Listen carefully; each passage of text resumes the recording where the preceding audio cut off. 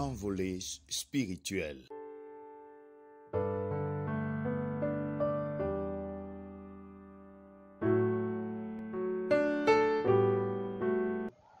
Bonjour à vous et bienvenue une fois de plus à cette nouvelle envolée spirituelle. C'est l'histoire d'un jeune couple qui a passé 3 années de réjouissance et qui décide finalement de fonder une famille. Alors le couple va voir un gynécologue et passe quelques examens. À l'annonce des résultats, la femme se rend compte que son mari ne peut procréer. Avec l'aide du gynécologue, elle va aller voir ailleurs, dans le but de préserver son foyer et de protéger son mari au niveau de sa famille. 9 mois après, malheureusement, un bébé blanc est né. Un bébé blanc qui n'a aucun trait de caractère avec son père et la famille se pose des questions. Son mari est étonné et il se pose des questions. Pourquoi toujours choisir, cher ami, un raccourci? Le mensonge a de courtes jambes. Shalom et bienvenue. Nous parlons au jour d'aujourd'hui d'un sujet important et ô combien capital. Il s'agit du raccourci. Le raccourci, d'après le dictionnaire, est le chemin le plus court que le chemin ordinaire. Il nous permet d'arriver à la même destination, mais en moins de temps que lorsque l'on aurait emprunté le chemin ordinaire. Son nom, c'est Alexandre. Il est aujourd'hui médecin, mais son parcours académique n'a pas toujours été brillant. Il a été un étudiant médiocre, mais il avait un parent qui avait les moyens et qui, chaque fois qu'il échouait ou qu'il ne validait pas un cours, l'influence de son père permettait qu'il puisse aller de l'avant. Aujourd'hui, il est médecin et il essaye tant bien que mal d'exercer. Son nom à lui, c'est Paul. Paul est un architecte de formation.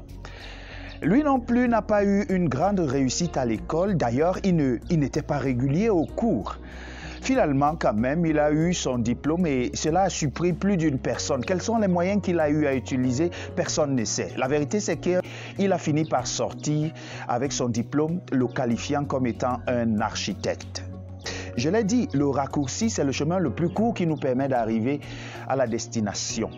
Quelqu'un a dit un jour que le monde va tellement vite qu'il faut être en permanence, en pleine course, pour qu'à la fin de la journée, on réalise qu'on est sur place.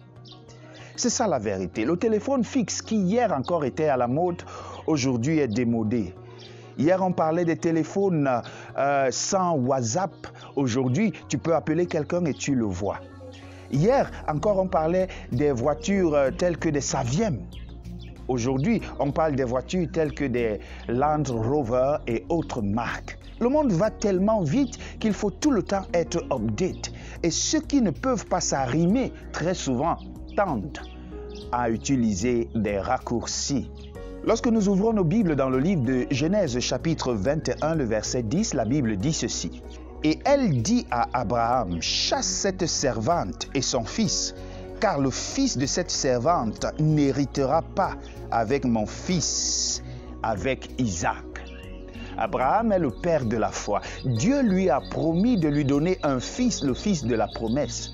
Mais Abraham a attendu pendant longtemps, sans voir la promesse de Dieu se réaliser. Il a donc décidé de commun accord avec son épouse de prendre un raccourci. Ce raccourci, c'était de prendre Agar, sa servante, comme épouse, de coucher avec elle. Et de cette union est né Ishmaël. Sauf que Ismaël n'était pas le fils de la promesse. Finalement, il a dû s'en séparer pour voir la promesse de Dieu se réaliser dans sa vie.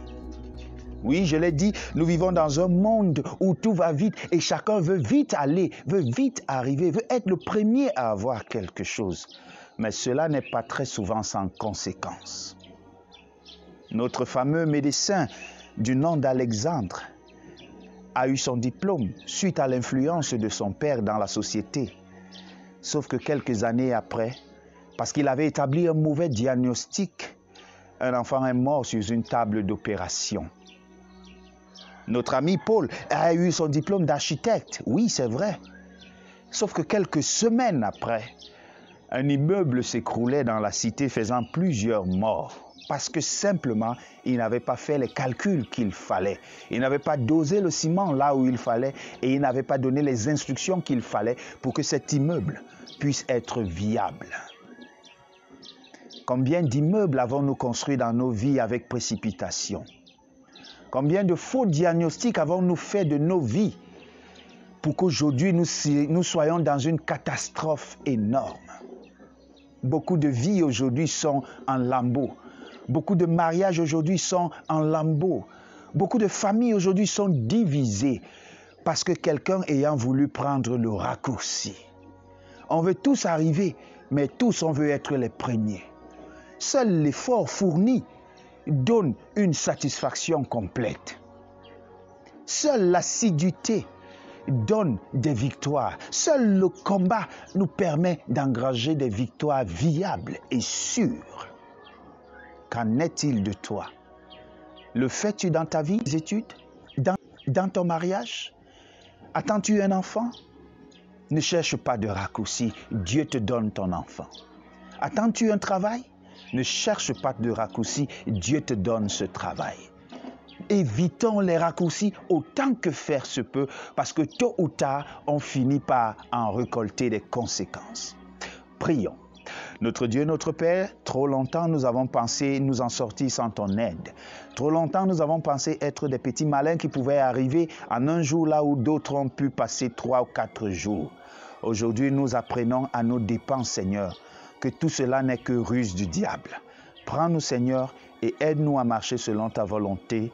Au nom de Jésus-Christ. Amen. Que Dieu te bénisse afin que tu sois un homme, une femme, un jeune homme qui travaille dur et qui mange à la sueur de son front. Tu en seras honoré et ton Seigneur aussi. Shalom. Merci de nous regarder. Que le Seigneur te bénisse.